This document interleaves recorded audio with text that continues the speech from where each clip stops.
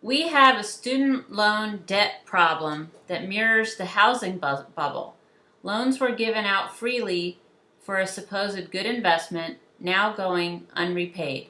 Obama's Band Aid solution only mildly benefits current students, not the unemployed graduates who have free time to protest at Occupy rallies.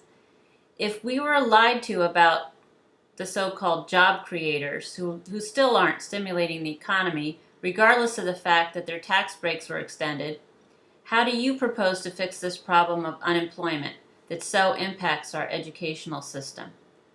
If the student loan bubble bursts, do you think lenders will strangle student loans much the same way banks are tight with home loans? Well, in the first instance, I would stop as I mentioned, I think our whole educational structure that's evolved just in the last couple of decades of education for profit, that's somehow a good idea, is a bad idea. I think all it's done is take an entire generation or two of young people and strap them with debts that they may never pay off in their lives. I think that should be unfair. I would make it illegal. I wouldn't let bankers and lenders rip off our young people before they ever get a chance to get started in their lives with highly questionable degrees. Because there's no standards. You can go to these privatized schools and do whatever you want. And of course, they're easy to get in and easy to get through because not much is demanded. All you have to do is sign on the dotted line.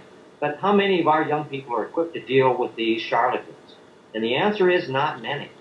And that's why we need to fundamentally change that whole system. We don't want to reform something that's terrible and exploiting people who can least afford it.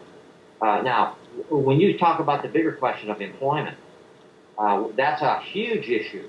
We have millions of people in this country who aren't even citizens, who are taking millions of jobs away from people who otherwise would have them. We don't even know how many illegal people are in the country because we're not allowed to ask. And a big part of that illegal cost goes to schools. That's the largest part of the state budget in most states. 2/3 of the state's budgets, in many cases, just goes for education. It's a very expensive part of our state budgets. And yet we don't even, and are not even allowed to ask, are these even American students?